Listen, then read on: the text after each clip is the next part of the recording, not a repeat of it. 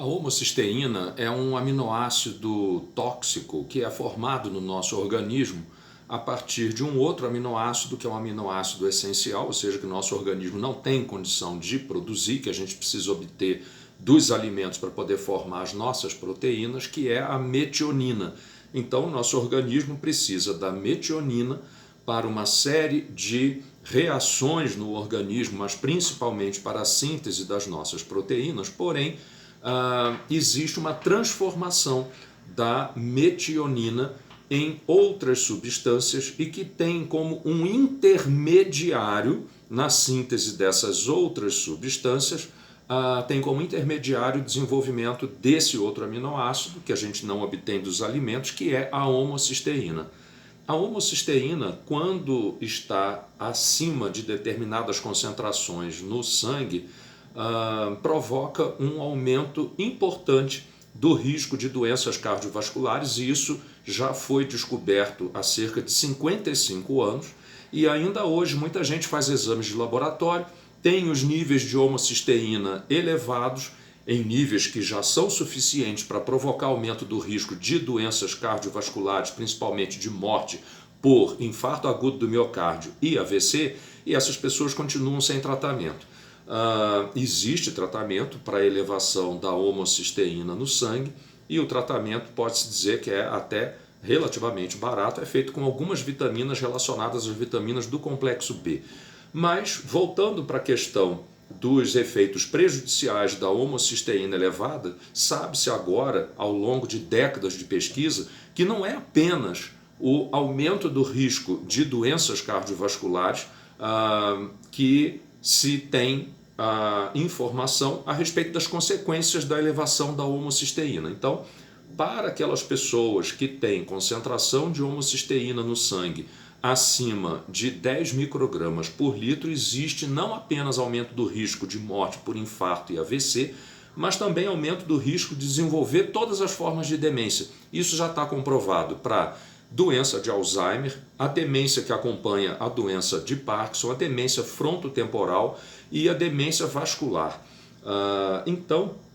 com relação a todos esses tipos de demência, já está comprovado que o aumento da homocisteína no sangue aumenta o risco da pessoa desenvolver essas demências e até mesmo doença genética como a doença de Huntington, que é acompanhada de quadros de demência, além de transtornos do movimento, que é conhecido como o nome de Coreia, que é um distúrbio de descontrole dos movimentos, onde surge então uma movimentação incontrolável, inadequada e despropositada de todo o corpo, levando a um prejuízo enorme da capacidade motora da pessoa, até mesmo uma doença neurodegenerativa hereditária. Já está provado que a elevação da homocisteína nesses pacientes contribui para o desenvolvimento da doença. Já descobriram, inclusive, que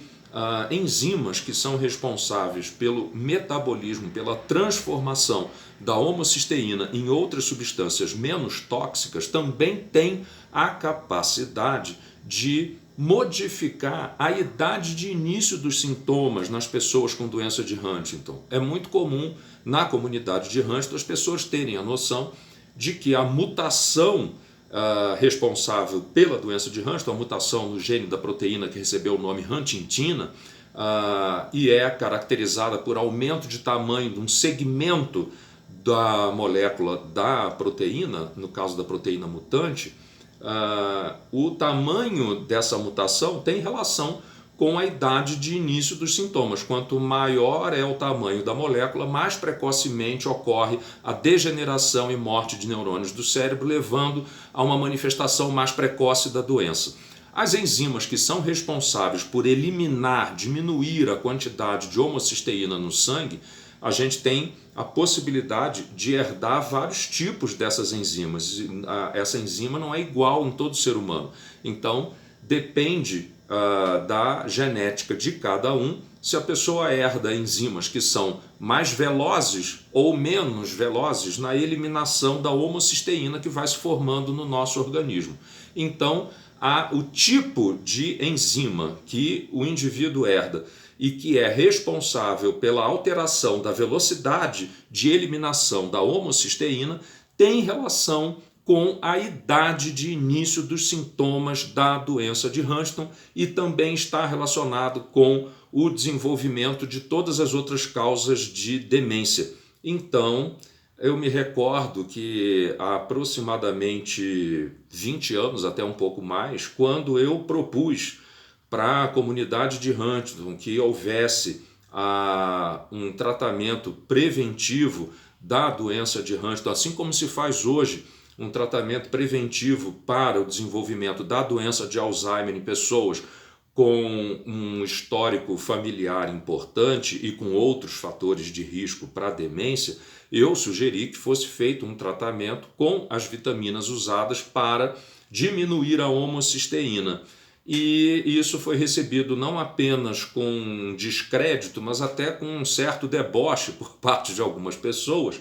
que diziam que não havia nenhum estudo publicado que comprovasse que qualquer vitamina tivesse utilidade no tratamento ou na prevenção da doença de Huntington. Pois bem, agora já se sabe que justamente a homocisteína tem um papel importantíssimo no desenvolvimento de todos os tipos de demência. E não é o fato de não ter um trabalho publicado, uma pesquisa clínica feita com pessoas, que comprove que um determinado tratamento seja eficaz, que a única coisa que deve ser levada em conta seria a existência ou a ausência desse tipo de informação. Afinal de contas, através do raciocínio, da associação de ideias, se pode levantar um monte de hipóteses que essas sim, depois de algum tempo, podem e devem ser comprovadas através de estudos clínicos, principalmente quando a gente está falando de doenças que são raras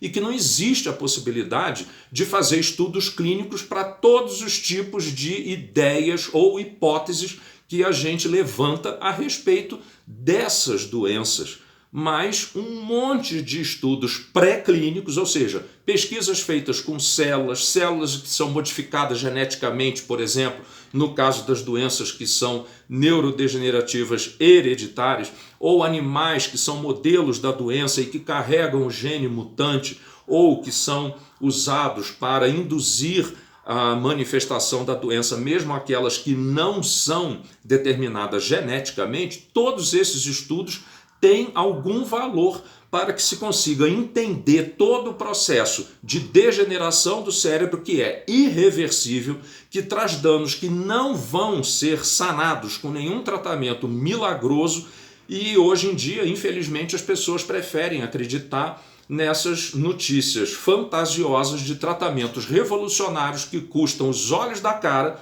e que não tem nenhuma pesquisa nem clínica, nem pré-clínica, mostrando que esses tratamentos sejam úteis para qualquer coisa. Então é preciso tomar muito cuidado para não cair nesses contos do vigário, onde a pessoa precisa de verdadeiras fortunas para fazer tratamentos que estão sendo cobrados por aí, supostamente, e que não são tratamentos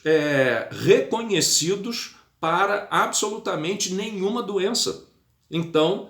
para aqueles que têm o descrédito na solução ou na contribuição de fatores de baixo custo para o enfrentamento de doenças incuráveis e graves, fica o meu bom dia.